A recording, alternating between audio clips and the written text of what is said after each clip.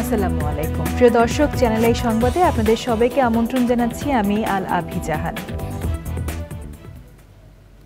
বিস্তারিত সংবাদের শুরুতেই জানিয়ে দিচ্ছি সুপার ফ্রেশ ফর্টিফাইড সয়াবিন তেল সংবাদ শিরোনামগুলো। আজ ও আগামীকাল সকাল ৮টা থেকে বিকেল ৫টা পর্যন্ত ঢাকা সহ ৪ জেলায় কারফিউ শিথিল, চিরুনি অভিযান অব্যাহত রাখার ঘোষণা। মেট্রো রেলে সহিংসতাকারীদের বিচার জনগণকেই করতে হবে বললেন প্রধানমন্ত্রী। সব দাবি পূরণের পরও কেন কোটা আন্দোলন প্রত্যাহার হচ্ছে না প্রশ্ন। এবং দেশে কয়েকদিনের সহিংস ঘটনার প্রভাব শেয়ার বাজারেও। বুধবার বাজার খোলার পর বড় দরপতন হলেও কিছুটা ঘুরে দাঁড়িয়েছে বৃহস্পতিবার।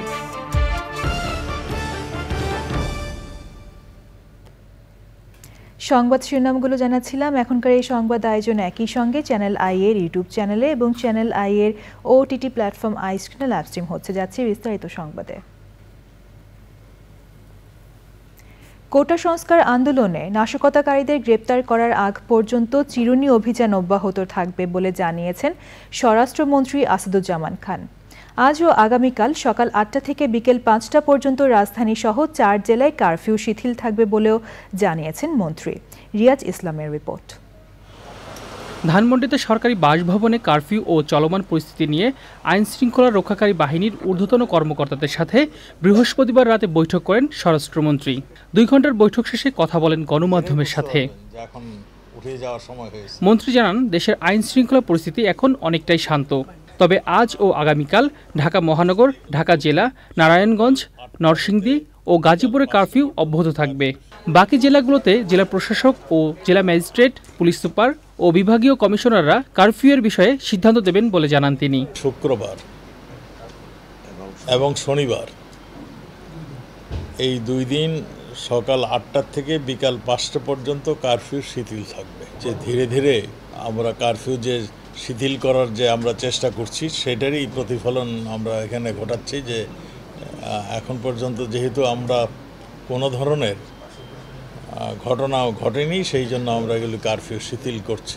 স্বরাষ্ট্রমন্ত্রী বলেন, সাম্প্রতিক সহিংসতায় জড়িতদের ধরতে অভিযান অব্যাহত থাকবে। যে ধরনের নৃশংস হত্যাকাণ্ড, সম্পদ নষ্ট, সরকারি সম্পদ নষ্ট করেছেন এবং হত্যা করেছেন, আমার পুলিশকে হত্যা করে ঝুলিয়ে রেখেছেন, আমাদের এক মেয়র সাহেবের পিএসকে আপনারা সেই একই কায়দায় ঝুলিয়ে রেখেছেন। এটা তো এটা মানুষের কাজ নয়। আমরা চাই যে এই মানুষটি আসলেই দোষী তাকেই বের করার জন্য। সেই জন্যই আমাদের এই চিরুনি অভিযান চলছে এবং এটা যতদিন পর্যন্ত আমরা সবাইকে ধরতে না পারবো ততদিন পর্যন্ত এই অভিযান চলবে। দেশের সার্বিক পরিস্থিতি কিছুদিন পরে পুরোপুরি স্বাভাবিক হবে বলে আশ্বাস দেন মন্ত্রী। Riaz Islam, channel i, Dhaka. মিরপুর ১০ নম্বর মেট্রো স্টেশন পরিদর্শন করে প্রধানমন্ত্রী শেখ হাসিনা বলেছেন, জনগণের সম্পদ মেট্রো রেলে যারা সহিংসতা চালিয়েছে তাদের বিচার জনগণকেই করতে হবে। কোটা আন্দোলনকারীদের সব দাবি পূরণ করার পরও কেন তারা আন্দোলন প্রত্যাহার করছে না সে প্রশ্নও রাখেন প্রধানমন্ত্রী। নীলাদ্রি শেখরের রিপোর্ট।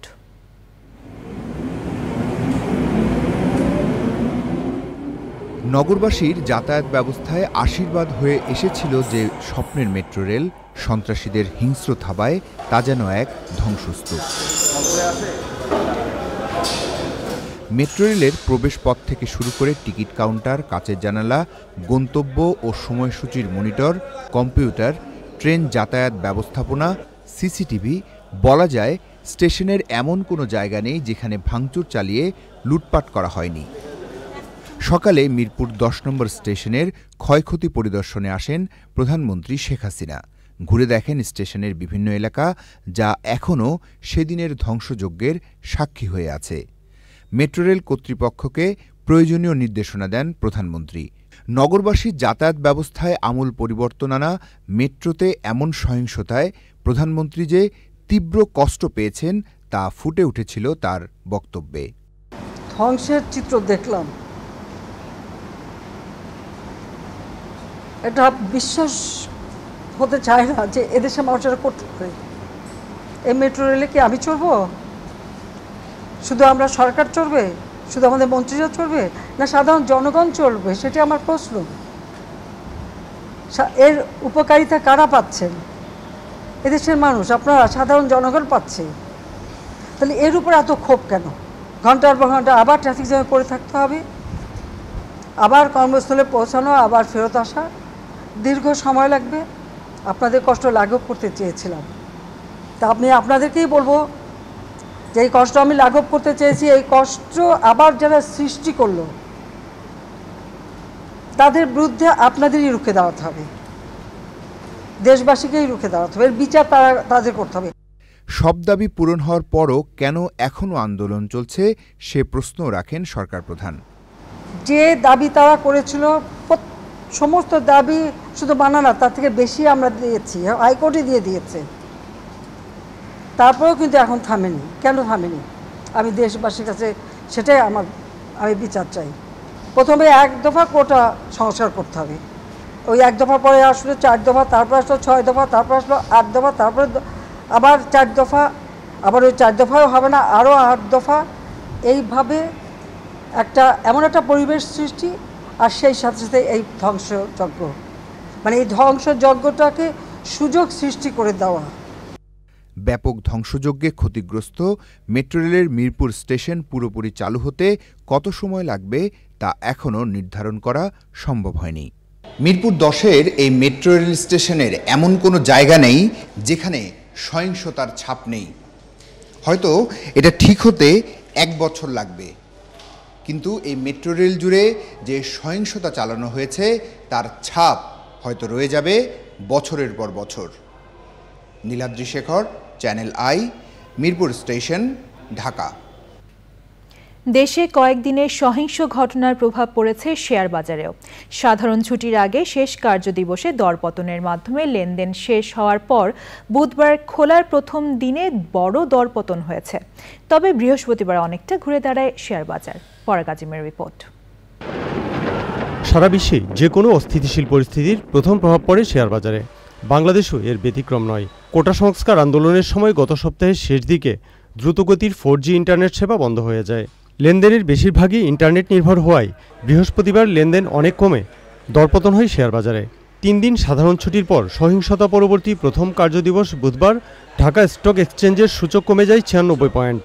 লেনদেন দাঁড়ায় 159 কোটি টাকা, যা 1 বছরের মধ্যে সর্বনিম্ন।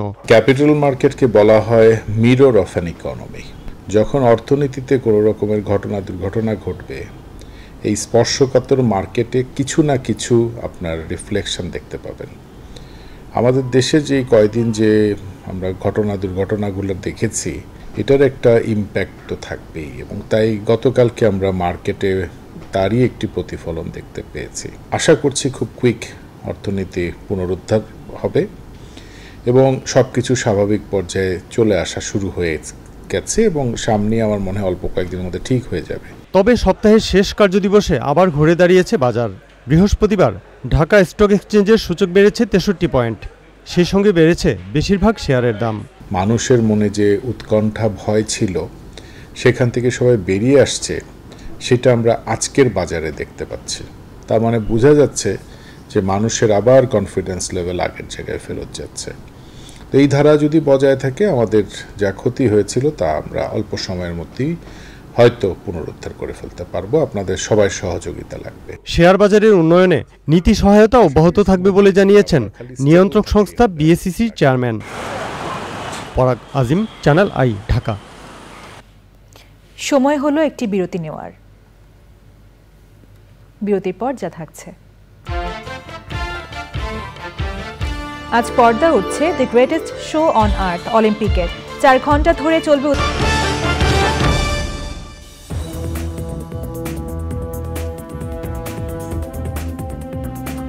বিরতির পর আবারও আমন্ত্রণ জানাচ্ছি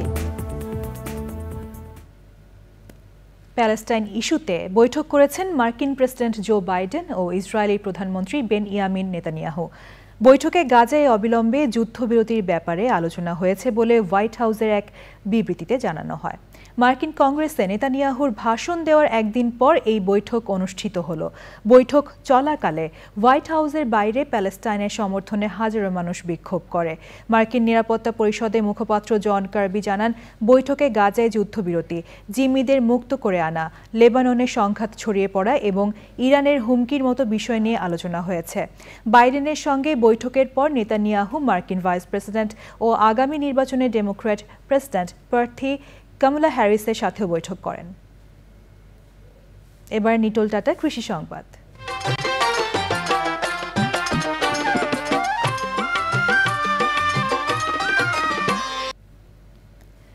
চলমান পরিস্থিতির বড় ধরনের প্রভাব পড়েছে নরসিংদীর সবজি বাজারগুলোতে। দাম বেড়েছে সব ধরনের সবজির। বাজারে সব ধরনের সবজি সরবরাহ কমেছে। দাম বেড়ে যাওয়ায় হিমশিম খাচ্ছেন সাধারণ ক্রেতারা। নরসিংদী থেকে সুমন রায়ের পাঠানো তথ্য ও ভিডিওচিত্রে রিয়াজ ইসলামের রিপোর্ট। চলমান পরিস্থিতিতে অনেকটা স্থবির নরসিংদীর জনজীবন। স্বাভাবিক চলাচলে বড় ধরনের ভোগান্তিতে পড়েছেন সাধারণ মানুষ। এর সবচেয়ে বড় প্রভাব পড়েছে নরসিংদীর সবজির বাজারগুলোতে। বাজারে সবজির সরবরাহ কমে যাওয়ায় প্রতি কেজি সবজির দাম বেড়েছে 20 টাকা থেকে শুরু করে 40 টাকা পর্যন্ত। এতে বাজার করতে গিয়ে হিমশিম খাচ্ছেন সাধারণ ক্রেতারা। আগে আমরা যে সবজিগুলি আপনার 70 টাকা 80 টাকা কেজি কিনতাম, এখন এগুলি 160 টাকা 170 টাকা কেজি কিন্তু হইতেছে। বাজারে সরবরাহ অনেক কম। এত দাম 100 টাকা কেজি, বাগুন 120 টাকা কেজি, তো তিতাগলা সব জায়গা ধরে 100 নিচে না 100 রুপে।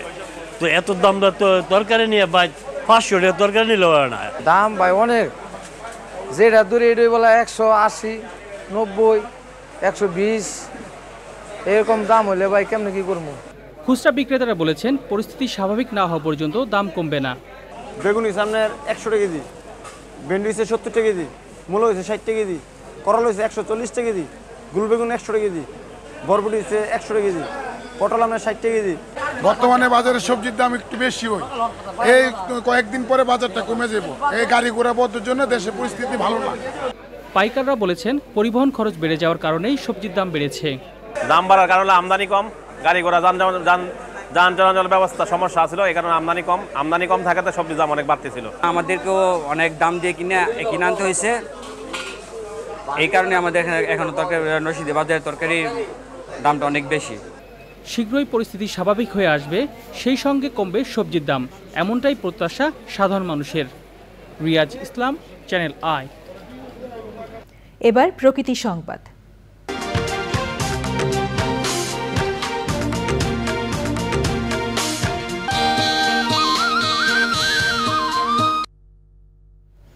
মোঘল আমলে নোয়াখালীর সোনাইমুড়িতে নির্মিত হয় বজরা শাহী মসজিদ। বিভিন্ন রঙের পাথর, চীনামাটির তৈরি তৈজসপত্রের খণ্ডিত অংশের ব্যবহার মসজিদটিকে করেছে সৌন্দর্যমণ্ডিত। মসজিদটি দেখতে প্রতিদিনই দূর দূরান্ত থেকে আসেন বহু মানুষ। আলাউদ্দিন শিবলুর তথ্য ও ভিডিওচিত্রে আফরোজা হাসির রিপোর্ট। 1741 থেকে 42 সালে জমিদার আমানুল্লাহ 30 একর জমিতে বিশাল এক দিঘি খনন করে পাশেই গড়ে তোলেন দর্শনীয় বজরা মসজিদ। দিল্লির শাহী জামে মসজিদের নকশার আদলে নির্মাণ করা হয় মসজিদটি। রয়েছে মার্বেল পাথরের তৈরি 3টি গম্বুজ, ধনুকাকৃতি দরজার পাশাপাশি ভেতরে রয়েছে কারুকার্য খচিত মেহরাব।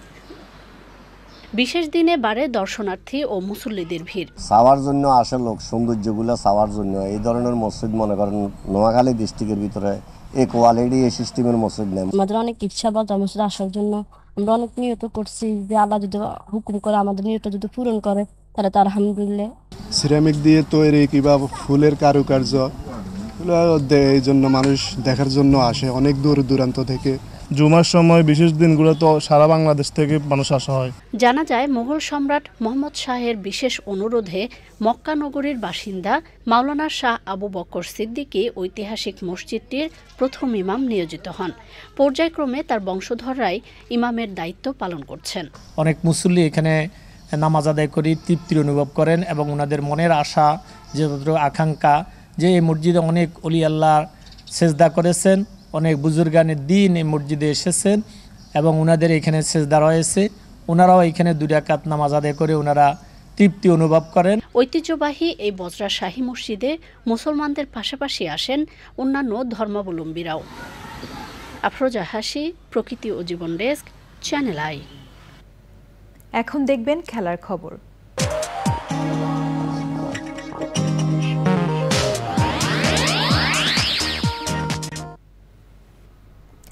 আজ